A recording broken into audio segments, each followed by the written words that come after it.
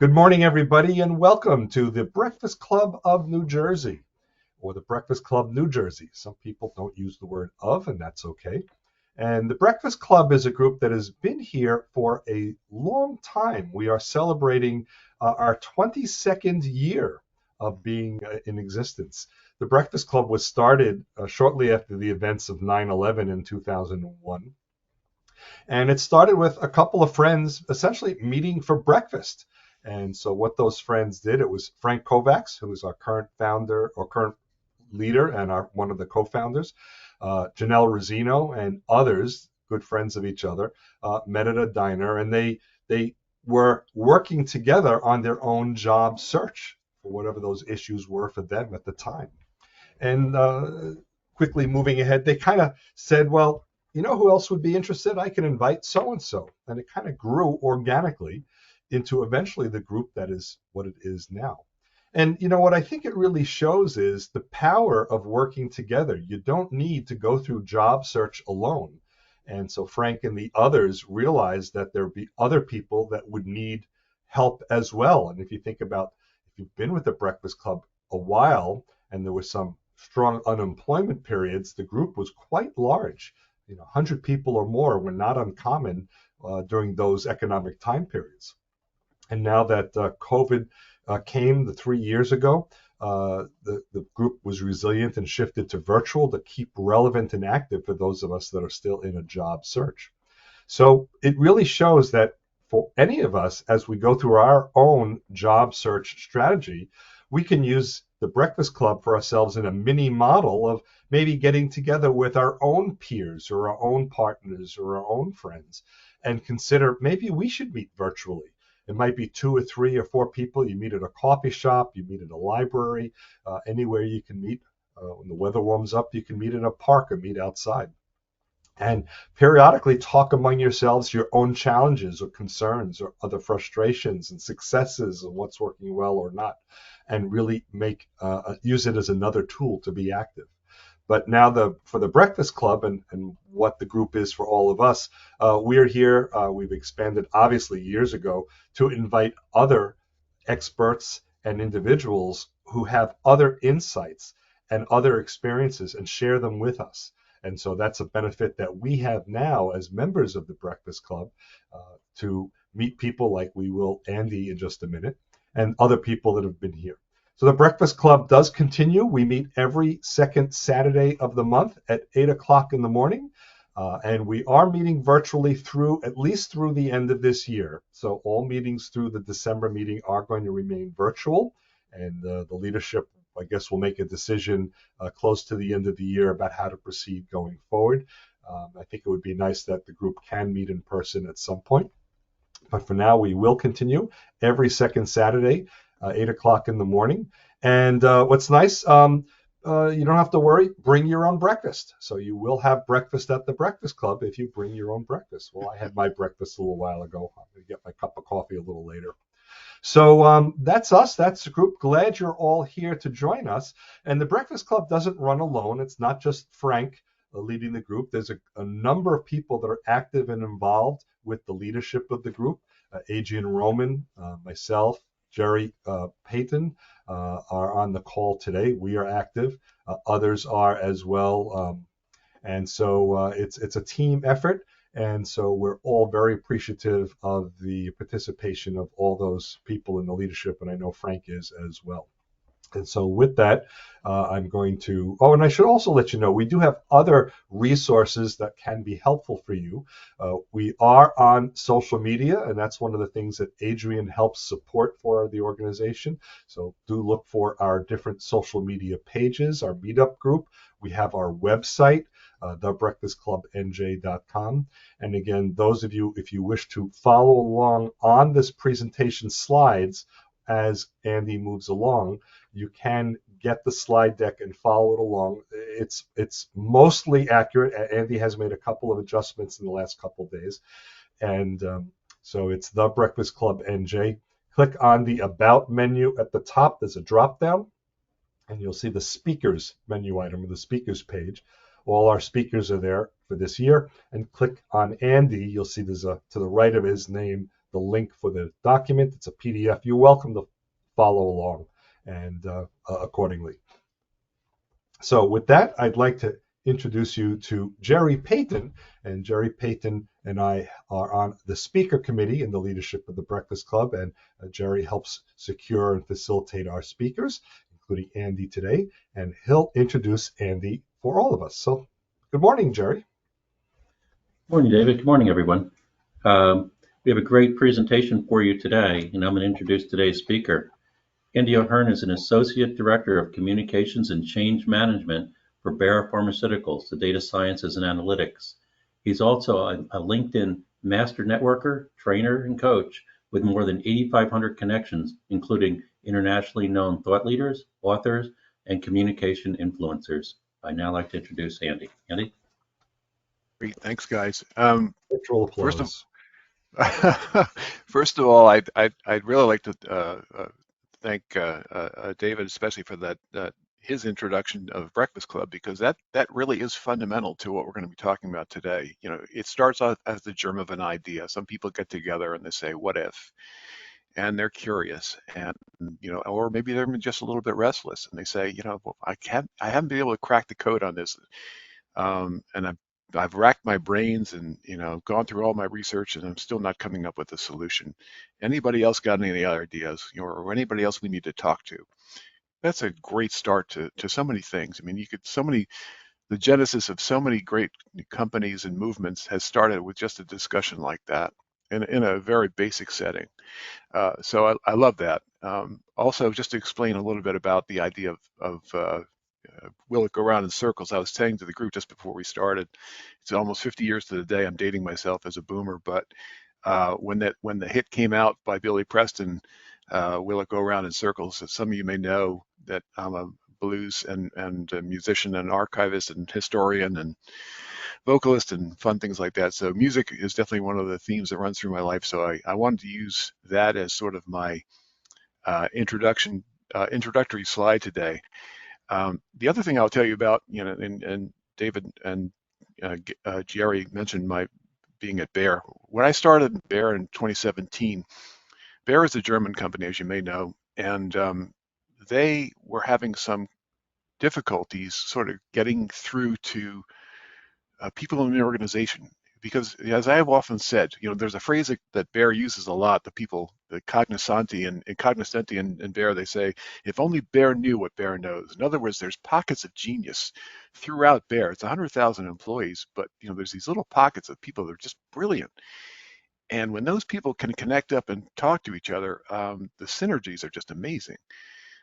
But some people never find that out, and they're like, "Oh, it's okay. It's a big company, and you kind of get lost in the bureaucracy, and that happens too." But the way around and through it is to make those connections. And so we're going to talk a little bit about what Bayer used this Working Out Loud program by a guy named John Stepper. I'm going to just preface my comments and the presentation overall by saying I own none of this. Okay, this is all. The Working Out Loud actually started with an American whose name I'm blanking on, but then John Stepper took it and blew it out into marketed it properly and developed it into a whole full-blown program. Very big in Germany, apparently. Less so here, so that's another reason why I want to introduce you to it. And I'll just say right up front, in addition to saying that this content, I don't own any of this, is that if you want to pursue it further, you certainly have that ability to do. You can go to workingoutloud.com and pursue the options there. I will tell you that they have just recently changed from more of a company license model, which is what Bayer had, to a personal coaching type of model. And those range, in the low hundreds of dollars to, if you want the premium package, conceivably higher. You could also buy the books, which there's a book and a workbook. Together, it's about $55. You certainly are welcome to do that and see how far you get. But what I'm going to try and do today is show you the concept, because I think if you get the concept, you're going to be okay with doing it your way and get 80% of the benefit.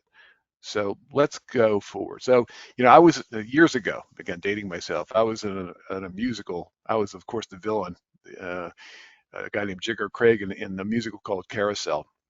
And there's this big dramatic number where it says, walk on through the rain and the wind, your dreams be tossed and blown, and you'll never walk alone. Well, I call BS on that because you will walk alone. You are walking alone. A lot of times, if you're working in a remote environment, you're feeling very isolated. And I am sensitive to that and appreciate that. And I think all the more reason, because that's true, that you may need to make an extra effort to get outside of yourself and connect up even with small groups of other people. I'm not talking about, just plunging yourself willy-nilly into crowds. You might have heard in my introduction that I'm connected with 8,500 people, but I would tell you on LinkedIn, but I know maybe 20% of them well. The others are more there just because if I have a question, sometimes you get better responses outside of your family, friends, and colleagues. You get better and more regular responses from people who don't know you as well. And it's an interesting finding going back to the 70s. But that was actually what got me excited about LinkedIn, because I was like, wow, there's all these answers out there that I just need to tap into the proper way. So we'll talk a little bit about that too. You've probably heard this proverb, so forgive me if it's a cliche, but if you want to run fast, run alone. If you want to run far, run together. Okay, so you should know that I am currently training for a marathon, my sixth one and fifth different decade. It's going to be in April.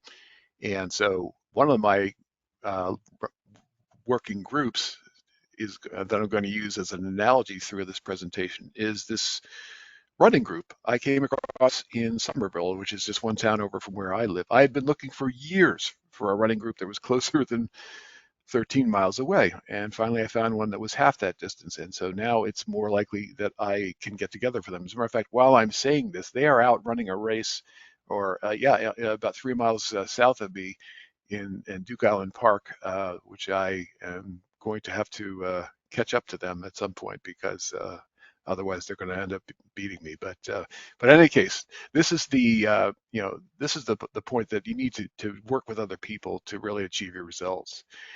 And then you might have heard this one as well, the two pizza rule. Jeff Bezos saying that the team is too large. Here it says 7 to 10 people. For the working out loud concept, I think it works best, and you'll see this later, in that 3 to 5, even 4 to 6. I think once you get past that, it gets a little diluted. But when you put your groups together, you're going to have some really interesting conversations when you at least get a quorum of 3, and then maybe 1 or 2 or 3 more people than that. So this is the 12-step program. These are the 2 books I was talking about, but from John Stepper. And these are the 12 weeks. So if you just needed a top level view of what you're signing up for, if you do this, whether you structure it yourself or you go through John's method, this is what you'll be doing each week. And so I'm going to just talk about this in a little bit.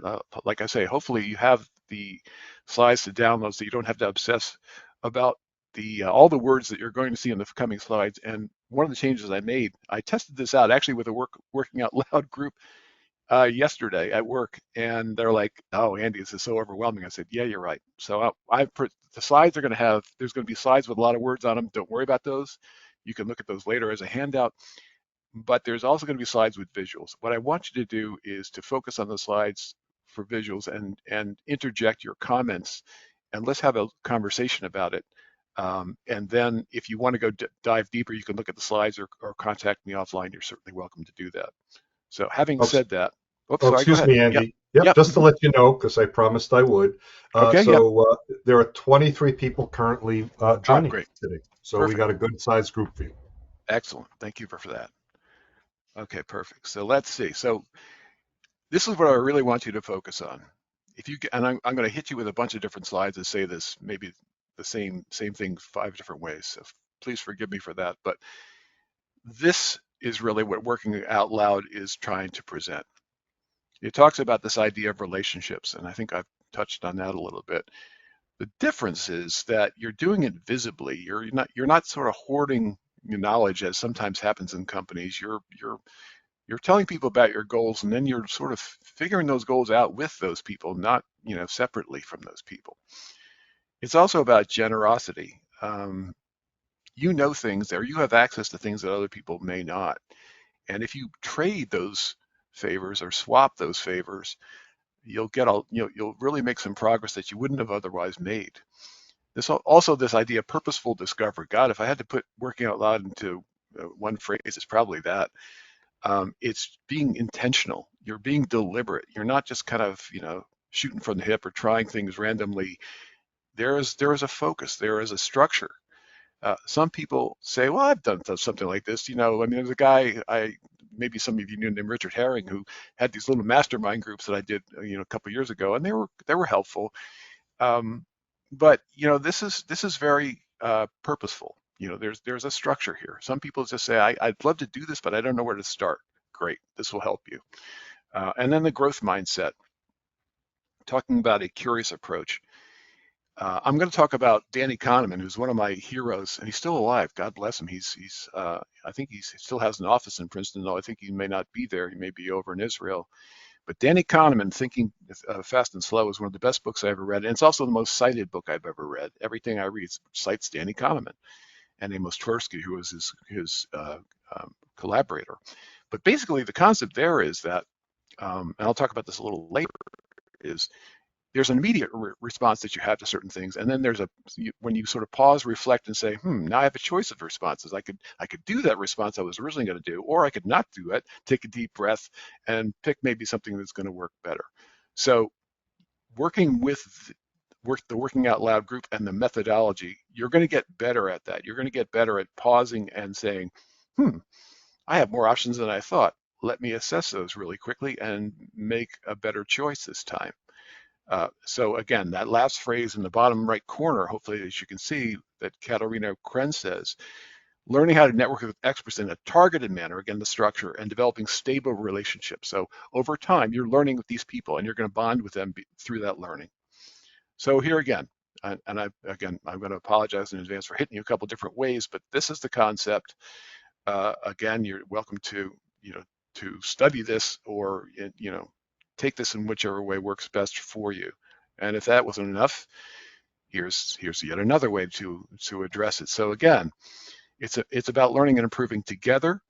It's about not just hoarding knowledge, it's about sharing it and helping it as you're picking up that knowledge. And here again, you see on the left-hand side, it's a 12-week program, so you have to be up for that.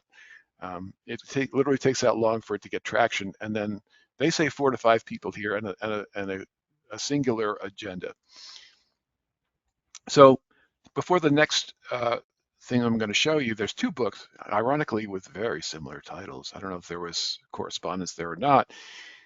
You may have heard of either one of these. They're both bestsellers, and I've read them both, and they're both worthy reads. But the point here is that baby steps, the smallest step possible. I know a runner, an Olympic runner by the name of Molly Seidel, who, obviously she grew up in Wisconsin with a running family and learned to, set all kinds of records in high school and going forward, and then in college at Notre Dame. But she actually did something that I thought was funny and interesting. She said, how slow can I run a mile? And just by, I don't know how the heck she did, she must have just like run on her tippy toes or somehow skipped and jumped, but she ran a mile in 38 minutes. It was the slowest that she could run it. Literally, but both feet were off the ground at different points. She wasn't walking, but she found, and she said it was torturous. But I guess the point is that, somebody with that much talent had the ability also to not manifest that talent, but just break it down to literally the smallest steps possible, so that anyone could do it. Anyone could cover a mile's distance in 38 minutes. And the fact she did it while trying to run was pretty remarkable. But my point is that there's always something that you can do, always some step that you can take that is literally so small that it's not doable. I mean, it's laughable if you couldn't do it. So that's where we get into week 1. And the first thing you're going to do there, no matter which way you decide to structure your group, is talk about what you want to do. What's your 12-week goal? Like my 12-week goal, or actually more than 12 weeks, is to run a marathon. It's pretty straightforward. But on the work side, I might have something like, well, I want to take my 47 years of journaling and come up with a first draft for a book. That would be one thing. Musically, it might be, I want to take lessons through the library with one of the best people who ever learned how to play harmonica, which is Howard Levy. It could be anything, but the point is that you have to know that you're going to make some progress in 12 weeks and share that progress with the group as you're going through it. And then it's safe. It's also psychologically safe. Like what stays in the group, what you say in the group can stay in the group unless you say it's okay for this to go further. So you don't have to worry about being oversharing too much. So again, I talked about some of these. 12 weeks, one challenge. 12-week marathon plan. You can't do a marathon in 12 weeks training. I'll just tell you that right now. But so this is the continuation. Again, too much text here, but this tells you how to do it.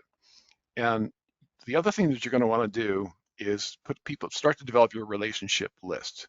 So in addition to your group, the members of your working out loud group, that 4 to 6 people group, are each going to come up with like who is in my network or who's on the periphery of my network that might help me do that. So for me as a someone training for a marathon, I'm going to say, well, let me talk to people who've run maybe my particular marathon or a recent marathon or someone in my age bracket who's run a marathon, or qualify it however you want.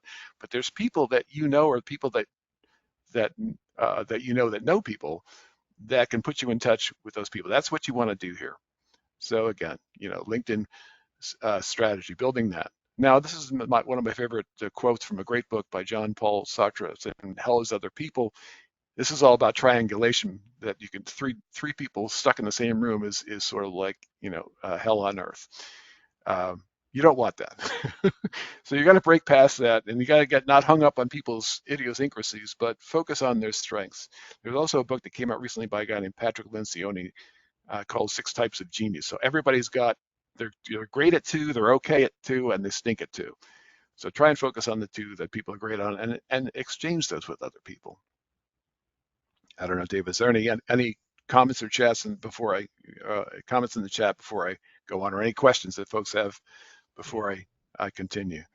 Yeah, Andy, there's nothing in the chat right now as a question, and now Okay. we're at 25 people, so Yeah. again, Okay. more traction, more momentum, always good. All But right. folks, All if right. you'd like, you can certainly ask a question, either quickly unmute yourself as Andy's offering now, or what you can do is post it in chat, and I will read it on your behalf. Thank you. Excellent. Great. Well, I will continue to go. So week 2, again, there's 12 weeks. So you've done the first week. Remember, the first week was attune your attention. So just getting sort of primed for what you're trying to do. The second week is when you start to share those contributions. You say, okay, so we all had an exchange here about what our goals were and who's on our relationship list. Then you want to talk about, what's appropriate intimacy level, because you're going to have to ask sometimes somebody you don't know that well, or maybe not at all, and figure out a way to approach that person in a way that they'll be receptive to. Not everybody gets this right, especially the first few times, but there are better ways to do it. And sometimes one of the better things to do is to offer something first that you think you have reason to believe that that person would appreciate, that they might not be aware of from any other source. And that goes into 2 things here. That goes into being respectful of other people's limited bandwidth, their attention, which we know is ever shrinking in this world of just cyber everything. And the idea of this part up here, this giving back by sharing, commenting, connecting, that's you demonstrating generosity. So there's an actual link in this, you'll see it here before, and maybe on your PDF or your presentation you can access it, that Working Out Loud actually does make available for free on my guide, because they don't do too much of that anymore. And it's called the generosity test. And it basically says, like, if you were to open a door for somebody, I'm not going to say gender wise, but if open a door for somebody and they don't thank you, what's your response? How do you feel about that? Are you ticked off? Are you not going to open doors for anybody anymore because they did that? Or are you going to say, oh, they're probably just distracted? Or are you going to assume positive intent? So you can play around with the generosity test, again, that's at this link here, and see what how you're doing on that, and maybe you'll have some insights as to how you can improve on that. Then we get to Oh, week oh, 3. excuse me, Oh, Andy. yep, Yep, yep. yep. Go ahead. There's a question. Great. So there's a question from Rhonda. Yep. And it says, I see your comments on on the LinkedIn book. Does anyone know where in LinkedIn we can find full-time/permanent recruiters? So I'm not sure, Rhonda, if you're asking the question just to Andy. You Hmm. asked, does anyone know? Well, I can tell you, I can Okay, answer that very just good. by past experience. What it used to be, there used to be something called the Red Book. Some of you may remember, especially old timers. Kennedy's executive book of recruiting came out of, I think they published it somewhere out of New Hampshire. That may still be available, but I may be dating myself. I know that if it was a very expensive book, if you were trying to buy it individually or even buy the online version of it, but usually your library has access to that. So you might try that. If not that, let me know and I will find the right resource for you because one of my past lives was as a reference librarian, so I could probably figure out how to help you, but just feel free to connect or with me or the group offline and we'll help you out with that. And of course, another way in LinkedIn is you search with the term recruiter. Sure.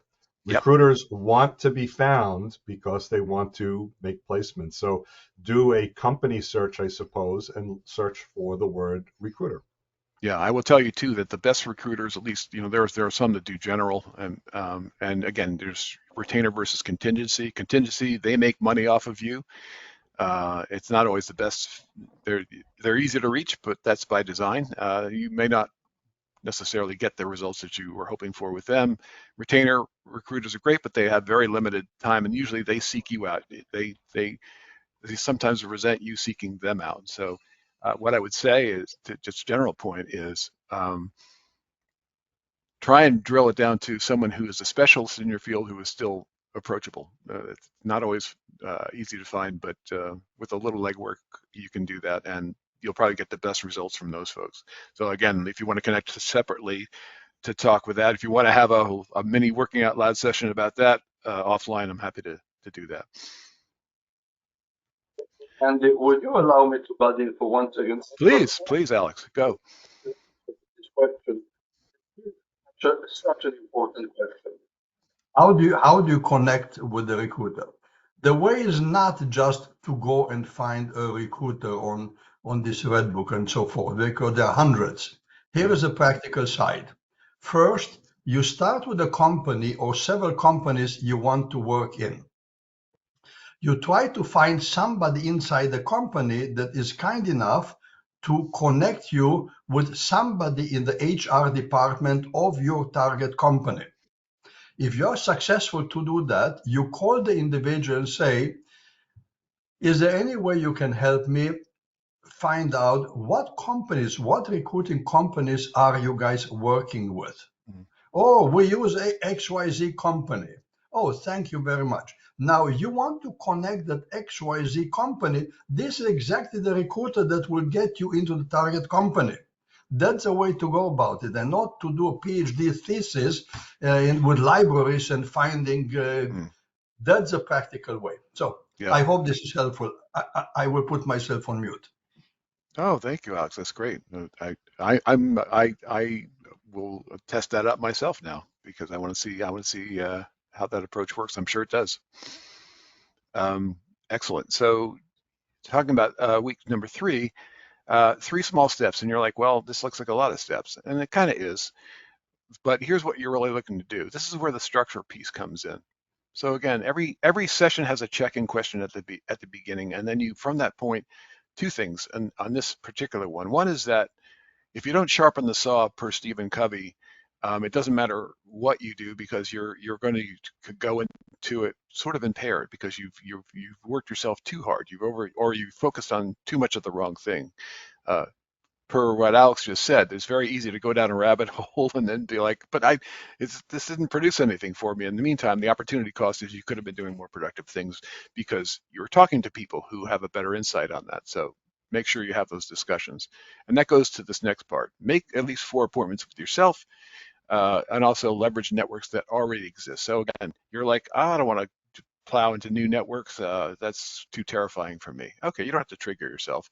You can literally go into networks you already have and explore them sort of in the way that Alex just described, which is very calm, patient, generous, and respectful, courteous approach.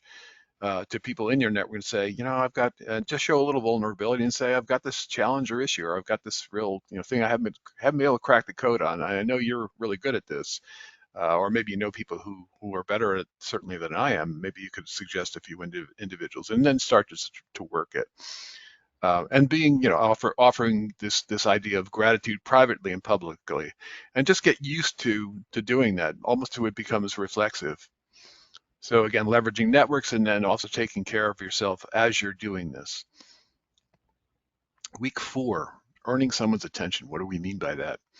Well, basically it means that two things. One is what's called adaptive listening, which is different than active listening. Active listening has sort of become a cliche. When I was studying counseling, they used to promote this guy named Carl Rogers, reflective listening, just mirror what everyone says, and it got a little trite, at least for me. But what I think is more useful is literally studying the different listening styles, that apply, and using the right one for the right individual. I'll talk about that in a second. But Duarte is the master of that. And the other piece of this is empathy. Again, the average office worker receives 121 emails each day. How many of those are effective? And there's an empathy test at yet another link. Again, this is a freebie, so I might as well take it. But you've seen those emails. I know you know about it, especially if you're on LinkedIn. And I know Alex knows about this too, is that the people who just come crashing through the gates and say, here's a lot of eyes in their thing. I want this, I want that, I know this. And then can you do this thing for me? It's like, we haven't even established a relationship yet, and already you're sort of making demands. So you don't want to do that. So think about the appreciation. Have you paid attention? Have you mentioned the context of it? I just saw this article from you, and I was really intrigued about this particular point. I was wondering if you could share a little bit more about that.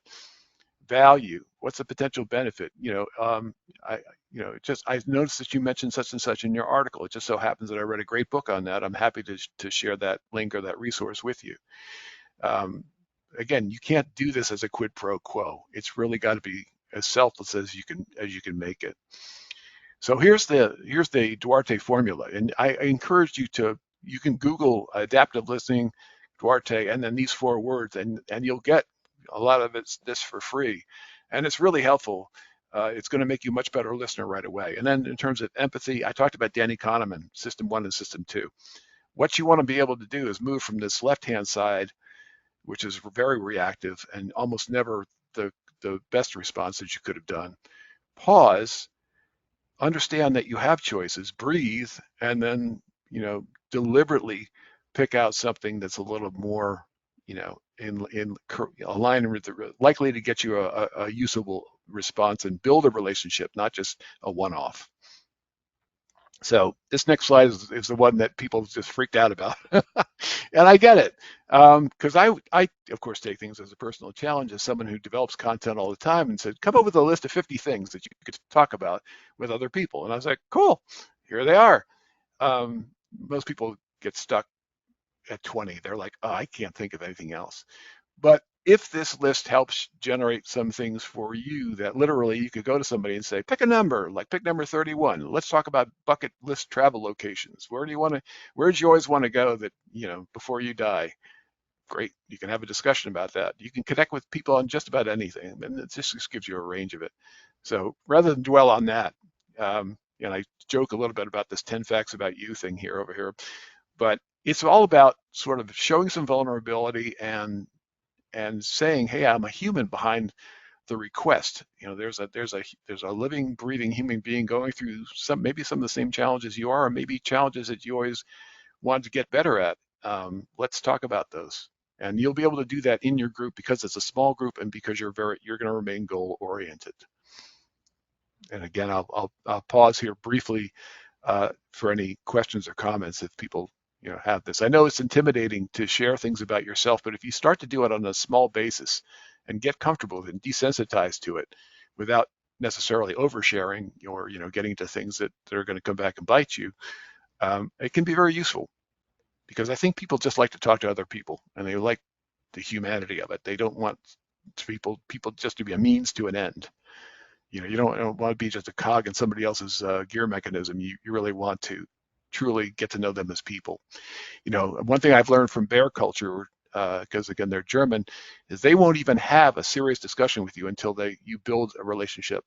You might go out for dinner and drinks or whatever, or you might go out for karaoke or some fun activity, and only then will they share the real details of what they might want you to know, or might use you for, or not use you for, but to facilitate a furthering of the relationship. Let's put it that way. So here's week 6, and you can literally see my different profiles. On the left-hand side here, you've got my LinkedIn profile. Down here, you've got Facebook. In the middle, you've got, gosh, I don't even know what this is. This is Twitter, I guess. And then over here is, or Instagram, and then this one is Twitter. You don't have to be on all these networks. You don't have to be on any of them, but I think you should be on one. But you can already see that I have issues because I'm branding myself in different ways. Sometimes I'm using this more informal way where I show myself or someone playing a harmonica, which is the music side. Sometimes I show the running side. Sometimes I show the work side. Sometimes I show the dog lover side. So it's a little bit inconsistent. I admit to that. But I think the point is that I am trying to show that there's a human being behind this. There's somebody who has a different life, and at the same time show something out of my personal life that's not going to conflict with my professional profile. In fact, being as I'm, like I said, of the boomer generation and 60 plus years old, I think it helps to show that I'm physically active, that I have creative pursuits, that I like to travel, all these things that show activity. I think if you show that you're sedentary and you're in that category, I think it hurts you. I think, there's always going to be ageism, but I think it gets exacerbated if your branding is inconsistent with that. So whatever works for you, just understand that. I had a discussion with somebody earlier this week at work, and she was like, well, why do I have to worry about my LinkedIn profile? And I said, well, there's 750 million people on LinkedIn who are making determinations about you that you're not even aware of. So you may not have a discussion with them already because they've already determined that you're not worth talking to. Is that something that you're comfortable with? In some cases it will be, but in a lot of cases it won't be. You're like, oh, I wish I had even had the opportunity to explain myself. So this is what I mean. Make sure that when someone Googles your name or somehow looks up who you are and what you do and what you're all about, that your brand is inviting rather than discouraging the right kind of people. You don't have to appeal to everyone, certainly, and you wouldn't want that. But there's certain people you will want to appeal to. So make sure that whatever you do, however you present yourself online, makes those discussions more likely. And this is something that you can work through, again, not in front of the entire world. So you can do it on a small scale, on a test scale, on an experimental scale with these working out loud groups. So again, I know people, it shouldn't be as image driven as it is, but I think LinkedIn and Instagram and TikTok, everything is going from the words and the verbal side to the visual side. So if your visuals aren't there or are out of sync with what you're trying to present, it's going to cause you problems. There's a guy named Peter Hurley. You can see his name down there. He has, if you were to Google, it's all about the squinch. He literally tells you that you make this. To me, it's sort of a silly facial expression, but apparently it's more intriguing or more likely to have people want to contact you. Okay. Mind you, he's a professional photographer who charges way over $1,000 for even the briefest of photography sessions. So understand that before you start signing up for Peter's service. But it doesn't have to be just that, but just understand that there is a visual impact that has to factor into this. Not just, you could have the most brilliant LinkedIn summary or listing of accomplishments, and it may not even get attended to because already the visual has disqualified you. And then there's this gentleman down here, Kevin D. Turner, who offers a lot of low cost and or free options on LinkedIn in terms of how to use the tool most effectively. And he's not the only one. There's plenty out there. Alex certainly is one of these people. And there's others in our group that you may know of or on the periphery of our group that do this as well. I don't want to discourage you from using any of those. I'd say there are plenty of folks out there that will offer you reasonably priced advice. If not, in some cases, at least the initial advice might be free. And if you are having trouble locating them, let me know, and I will put you in touch with any number of those that will help you. And you don't even have to use my name, though. I think they'll, just knowing that you have a legitimate, eager curiosity to develop yourself, they'll be happy to hear that. So week 7 is be purposeful. So again, remember, we said this is very structured. So they talk about this letter from your future self. It's really hard for us to help ourselves, but if I sort of pulled myself out of myself and I was my older brother or younger brother or someone in school who was a mentor, whatever it is, you pick it out, but take yourself out of yourself and say, how, looking at me more objectively than subjectively, what would I tell myself? And if you're fast forwarding 5 years into the future and you say, okay, great, I made it this far, that's wonderful. Looking back, what would I tell myself, the self that I am now, to do differently or to reassess? And there's some questions here you can use to do that. But it's pretty much this fleshing out of your perspective, stepping outside of yourself. And if you want to get morbid, I mean, you could even kind of write your own obituary and say, all right, so there's a finite time that we have on this planet. What do I want to be remembered for? I unfortunately had the experience this past week of looking up one of my heroes, a guy who trained me in crisis communications, and I didn't even know that he had passed in this 3 months ago. But even just reading his obituary and seeing the pictures on the page that the funeral home had put together brought back some fond memories. I was like, oh yeah, he was this kind of guy, and he enjoyed auto racing, or he enjoyed music, or whatever it happened to be. So what's that going to be for you? While you still have agency or autonomy, how do you want people to perceive you? What do you want the takeaway to be? It's just a good thing to do anyway. If you want to do it with a group, sometimes it could be helpful because you'll hear things and you're like, oh yeah, I didn't even think about that, but now that you mentioned it, I want to do that for myself. So again, more detailed instructions about how you might do that. Make it a habit. So now you've done all these different steps with the group and you're about 2/3 of the way through. How are you going to continue that? And remember, I showed you those 2 books that are about baby steps. So I'm going to reflect back on that. And that is definitely what they call touching the treadmill here. So here's something, just maybe an analogy that might help, or a story or anecdote. Some people don't, when you go to your dentist every year and they're like, have you been flossing? And you're like, of course, I've been flossing. I do it every 5 minutes. And most people don't want to do it at all. So let's say that's true for you, or it could be anything, but let's say that's true for you. What this step would tell you, what the touch of the treadmill would tell you, is like, look, you don't feel like flossing tonight or today? That's fine. Floss 1 tooth, or put a piece of floss in your mouth and don't do anything with it. Now, you've gone to the trouble of, picking off the piece of floss and putting it in your mouth, and you're like, well, it's in my mouth already. I might as well do something with it. So you floss a tooth, and you're like, that wasn't so bad. Let me try 2 teeth. All right, let me keep on going. And that's true for running too. And they say if you don't feel like running or walking, all right, put on your running or walking outfit. Get all dressed up, and like, well, now I spent the time to put the outfit on. I might as well take a couple steps and see how it goes. Oh, that didn't feel so bad. Let me go a little further, and on it goes. Pick whatever you want, but the point is, you want to dip your toes into the water or touch the treadmill, as they say.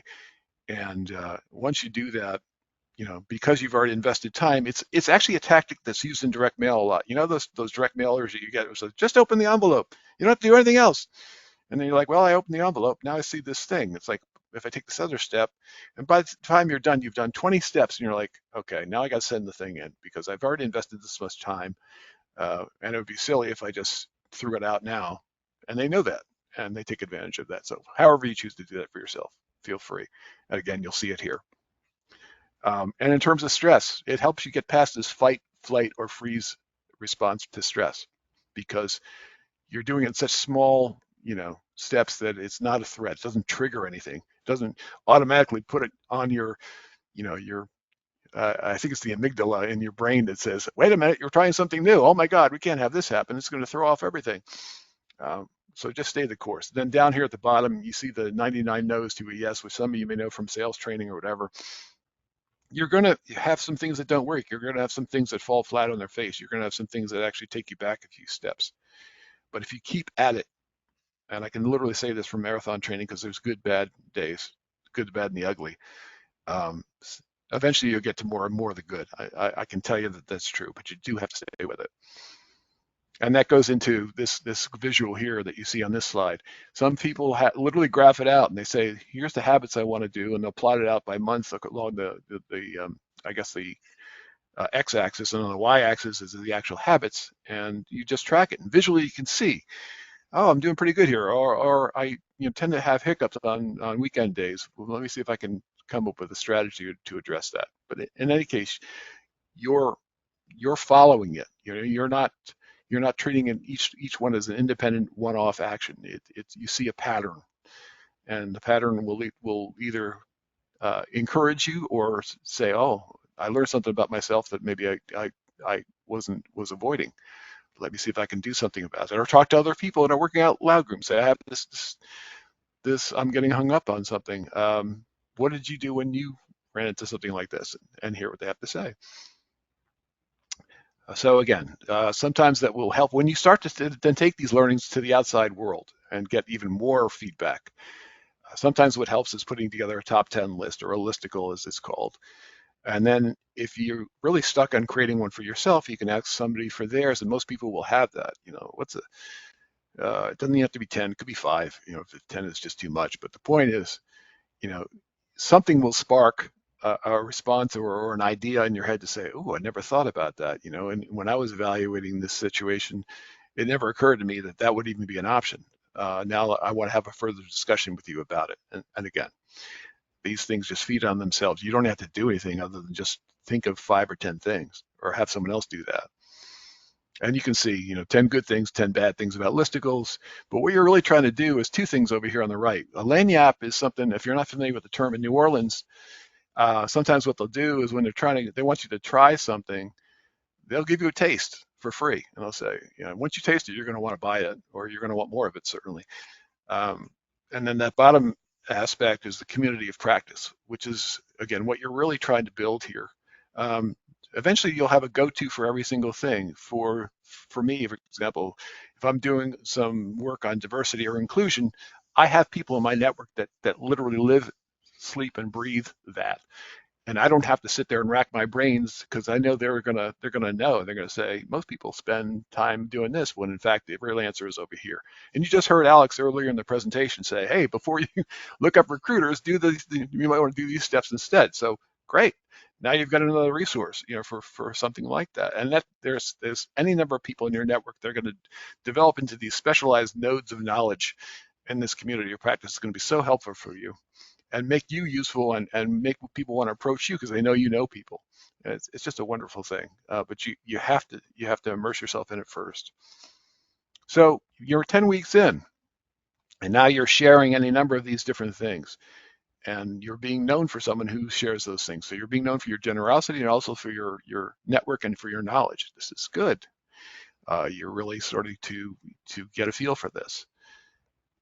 This is all about knowledge sharing. So again, one of the fundamental concepts, going back to those 5 concepts, core concepts of working out loud, is that you don't hoard the knowledge. As you're learning things, you can soft sound it with other people and say, I just came across this thing, and they may or may not be interested. And again, because you're adaptive listening, you'll know whether that's something they're interested in, or whether they could care less. But if they're interested, you can say, oh, that's great. Look, either I don't know it, but let's explore it together, or I do know it, and I can give you some things that are going to, be a hack, or give you a tips, tricks approach, where you don't have to make all the mistakes that I did before you get to the good stuff. So definitely get your mindset in the frame of, how can I share this? It's great that I came across this. I wonder who else would be interested in this. So again, one other thing is managing a relationship list. Here, for example, this might be an example card for the relationship I have with David and Breakfast Club. Already I have, okay, here's David, here's who he is on LinkedIn, here's Breakfast Club, here's Jerry, here's some of the other people part of the Breakfast Club team who I might want to make sure that I'm networked with. When did I last contribute? It was 2 years ago. What are my next contributions? Okay, these are the steps. I'm actually doing one right now. And this is the kind of thing, you don't have to have it this systematized, but I mean, this is the way you want to start thinking when you're managing a relationship list. Like, uh, who was involved? What's their areas of expertise? What's the last time we talked? What did we talk about? What were they looking for from me? What was I looking for from them? Is there anyone else in our respective networks that we can introduce or further elaborate with, and so forth. So being systematic. The one thing I don't think any of us like, I mean, I don't know about you, but somebody says, can I pick your brain? It's like, well, no, because first of all, it might be scary what you find there, but second of all, again, I talked about this I want, I need, I would like to. It's very much an I focus. And as soon as I see that, I immediately am running the other way on LinkedIn to say, no, this isn't going to be useful for me. And whether this person realizes it or not, it's going to be not too useful for them either, because I'm just going to give them the bare minimum when in the right relationship, I would be bending over backwards to help them. So you can feel free to read through all this thing, or these two links down here actually give very good examples. It's this one, the HR director I wish I knew, and Amanda Palmer's The Art of Asking in a TED Talk. If you want to explore those links, that will demonstrate this concept better than I could tell you in this short time today. I do like this last quote by Tim Grahl. Reserve your right or revoke your right to be offended. You're not always going to get the answer you want. People are going to turn you down or just ignore you. That's part of life. Take a breath, move forward, keep looking for ways to help people, always assume the best of people. So just because somebody says, no, that really wasn't for me, you say, oh, that's interesting. And, now that I know that about you, or we know that about each other, is there something else that might be helpful? And they'll say, well, come to think of it. And again, now you're getting closer to synergies, which is what you want. Week 11, so you're almost out of there. So you want to imagine the possibilities. Have you influenced anybody else? Have you shown servant leadership? Are there people that you can introduce to other people that demonstrate the concept? And I list 10 of mine here, and trust me, there's a lot more than 10, but if you were to explore any one of these links, and if you were to ask any of these people, by the way, Andy O'Hearn referred me, and he said that you would be an interesting person to have a discussion with. I almost guarantee you they'll be like, oh, yeah, I know Andy. And just because we've had a good relationship and we've exchanged things in a working out manner, yeah, I'll be happy to help you. So feel free. And each of us has at least 10 of these that we can say, if you were to approach them the proper way, that they would be very happy to help you. So, we get into these two things here. Unfortunately, sometimes you have a Dunning-Kruger effect where you don't know what you don't know. And the people who think they know stuff actually don't know as much as they think they know. And the people who do know stuff actually know a lot more than they think they know. So do with that what you will. But again, figure out what role you're dealing with. Figure out, again, here's Gustavo again, Rossetti, who I mentioned before, Remote Not Distant, his book. He is so great. He offers so many free resources that you almost want to take a course with him just because you've given me so much. I got to throw some bucks your way. Maybe that's why he's successful. I'm not sure, but he has so many great tools available on his blog for free that start there, and you'll probably become addicted to it as some people do. I think I have. But in any case, find those right people and then explore those relationships. And again, there's different ways to do it, very simple ways to do it. So there's a couple of suggestions here. But basically, just bear this in mind. When you're trying to figure out where you're supposed to be in this process, what kind of leader you might want to be, this is a good one to take away. Leadership is not something you do by yourself. It's something you do with other people. And it's not only that you just do something utilitarian or in a way that's materialistic or exploitative, but it actually maximizes each other's efforts towards the achievement of a goal. Again, it's structured, it's directed, it's focused. If you're trying to figure out where you should be, what kind of leader you could be, no matter what your title might be or what your station in life, this is a good takeaway. So now you're finally reached the final week, and you can sort of put a bow around it. But I guess the good news is, well, first of all, two things. These are, again, this one is a freebie from Working Loud Circle, so feel free to try it. But But the main thing here is that it's a mindset change. Yeah. So now you've achieved maybe your goal or maybe several goals. You've helped other people achieve their 12-week goals. But now, this is something that you want to take into your day-to-day life. And literally, as you approach different things, you have this perspective of like, who else could benefit from this? How else, what else benefit could I extract from the groups that I know? And, are there other groups that I haven't even approached yet that would help me do this even more, broadly or intensively? So certainly reflect, certainly celebrate, but the main thing is, once you have this working out loud approach internalized, I think, it's almost like material. The successes will appear because you've set the stage properly. I forget the exact quote, but it's kind of like, you do the work and the solution will appear. I don't want to get into toxic positivity, but it's almost like if you do the grunt work, and you take your setbacks and you work through those, um, sooner or later, it's almost inevitable that you're going to succeed. It's just a question of, it might be a little different than what you originally envisioned, but that's okay. One of the things they talk about in working out loud, when you go into the different detailed drills, they have two things. They go, oh, so, okay, so you only have 5 minutes, so do this instead. Or, or you only make progress on one thing, focus on this one, and then, you don't worry about the other ones for now. If you get to them, great. If you don't, that's okay too. You don't want to trigger a response where you're like, oh, I stink at this, or I only got 8 weeks in and I stalled, so I'm just going to throw out the entire concept. No, the concept is fine. It's just you may need to tweak your approach a little bit. So, Week Infinity I have here, Be Fruitful and Multiply. They do have a couple of resources on their blog that are still free. Of course, they're going to try to entice you to go into the paid program, and if you want to do that, you're certainly welcome to do that. But the other thing that you can do is just connect with me. And if you connect with me and you have a specific question about this or anything else, if I don't know, I will put you in touch with the right resource. And one way or the other, we'll get you headed in the nature or in the direction of your goals. And hopefully that will be something that brings you great satisfaction and allows you to bring that same satisfaction to others. And with that, I will take any other questions, but I appreciate your patience, interest, attention. Um, yeah, it's great to be able to share this with you today. Well, thank you, Andy. Thank you very much.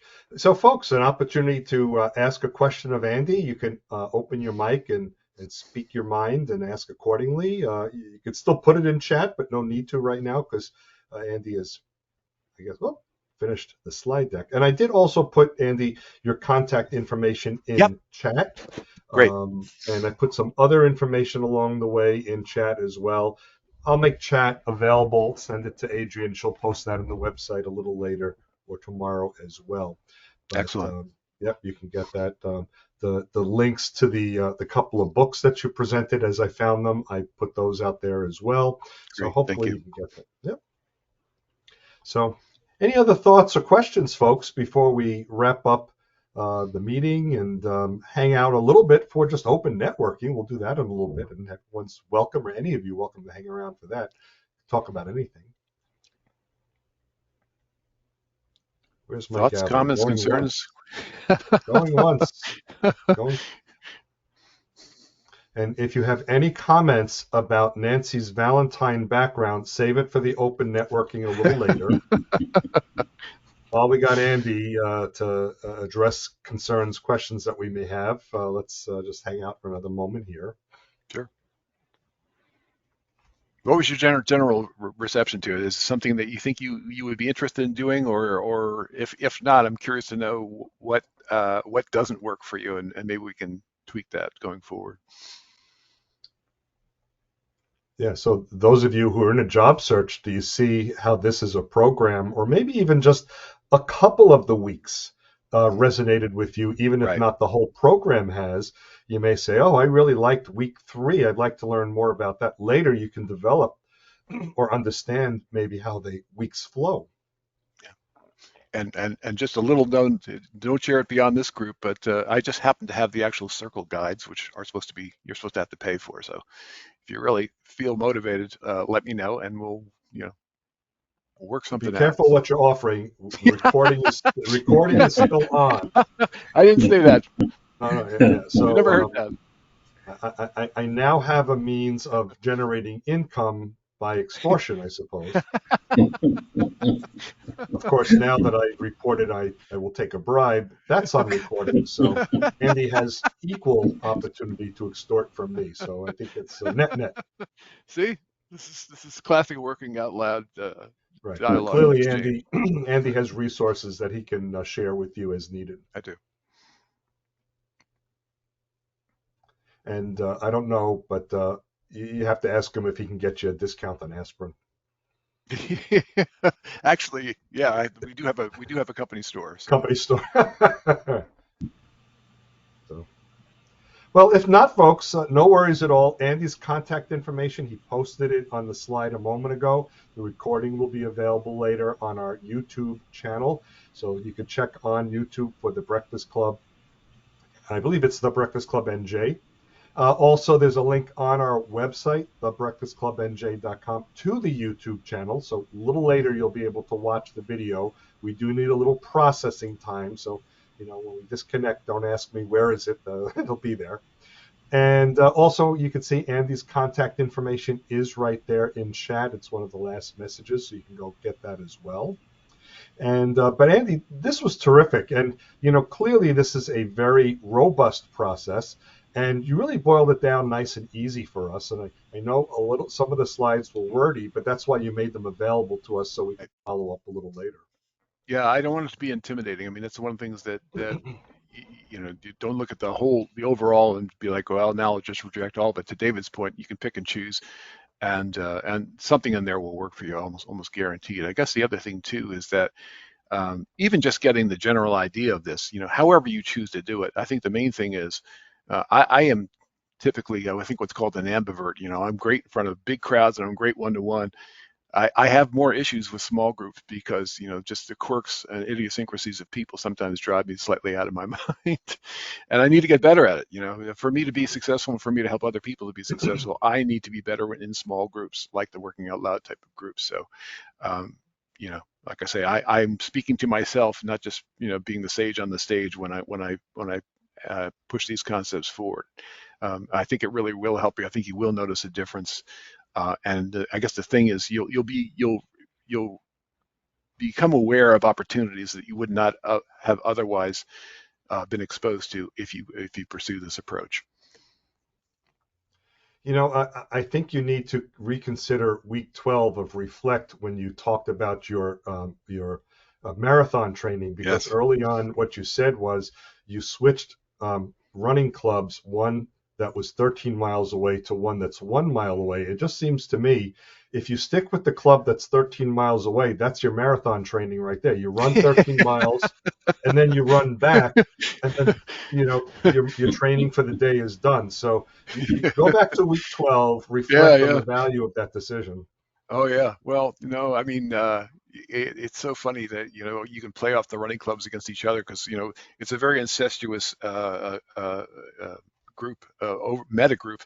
So if people see you running with other running clubs, they take it personally. They say, "Oh, well, we're not good enough for you." Oh, I see. Oh, they offered better treats at the end of their run, or they go out for drinking, we don't, or their gear or their merch is much better than your merch. I mean, it gets really kind of cute, in a good way.